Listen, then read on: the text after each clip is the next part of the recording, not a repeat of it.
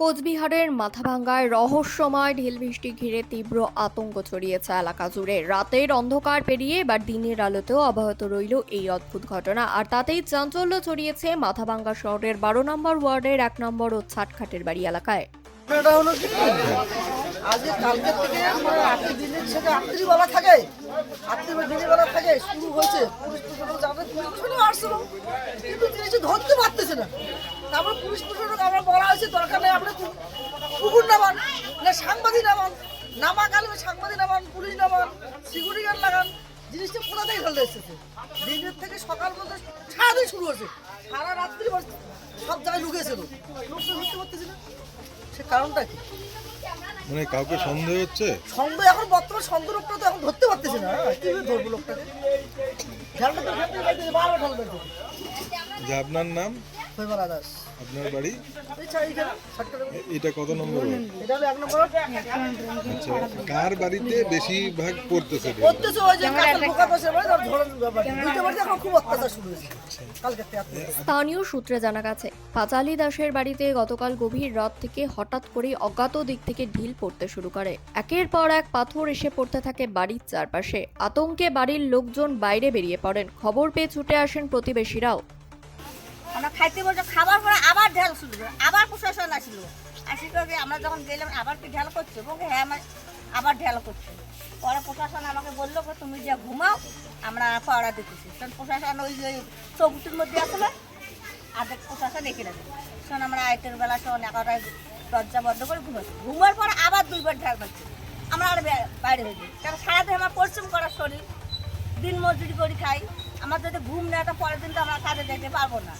আজকে আমি কাজে গেছি, 12টার সময় ফোন গেল কাজের সাইডে আমাদের ফোন গেল কি তোমাদের বাড়িতে প্রশাসন আছে ঢেল মারছে। কিন্তু সবচেয়ে রহস্যের বিষয় হলো কোথা থেকে এই ঢিল ছোড়া হচ্ছে তা কেউ বুঝতেই পারেননি। চারিদিকে খোঁজ চালানো হলেও কাউকে দেখা যায়নি। স্থানীয় যুবকেরা সন্দেহের বশে নিকটবর্তী নির্মীয়মান ভবনের ছাদে উঠে পাহারা দেন। এমনকি গাছের ওপর উঠে চারপাশ নজরদারি চালানো হয়, কিন্তু তবুও কোনো ব্যক্তিকে ধরা যায়নি।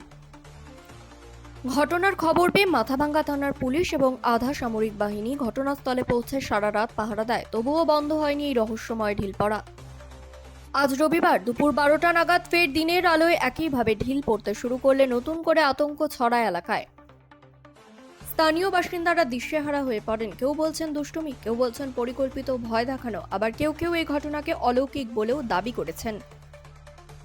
এলাকার আরেক বাসিন্দা বল দাসের বাড়িতেও কয়েকদিন আগে একই ধরনের ঘটনা ঘটেছিল বলে জানা গেছে। সেই ঘটনার পর থেকে তার স্ত্রী মানসিকভাবে ভেঙে পড়েছেন, রাতে ঘুমোতে পারছেন না, স্বাভাবিক জীবনযাপনেও ব্যাহত হচ্ছে। বর্তমানে পাঁচালী দাসের বাড়িতেও আবারও পুলিশ মোতায়েনের খবর পাওয়া গেছে। অতিরিক্ত বাহিনীও পাঠানো হতে পারে বলে জানা গেছে। প্রশ্ন একটাই, কে বা কারা এই ঢিল ছুড়ছে? কেনই বা ঘটছে এমন ঘটনা? নাকি এর পেছনে রয়েছে অন্য কোনো রহস্য? মাথাভাঙ্গার এই রহস্যময় ঢিল বৃষ্টি এখন স্থানীয়দের মনে আতঙ্কের পাশাপাশি কৌতূহলও বাড়িয়ে তুলেছে। ঘটনার প্রকৃত কারণ জানতে তদন্ত শুরু করেছে পুলিশ। হয়তো কোনো বাচ্চা কাচ্চা ঢেলতেছে, এইরকম ঢেলগুলো কালকে সন্ধ্যার থেকে শুরু হয়েছে, 4টার থেকে রাতের 11:30 অবধি ঢেলাঢেলি হয়েছে। বাহিনী আসছিলো, মাথাভাঙ্গা থানার পুলিশও আসছিলো এখানে। তা আমরা অনেক চিন্তা ধারণা করে অনেক খুঁজে করছি, 400-500 জন, কেউ খুঁজে পাইনি যে কোন দিক থেকে ঢেলটা আসতেছে। ঢেলটা আসে এদিক থেকে, আবার কেউ বলে এদিক থেকে আসে।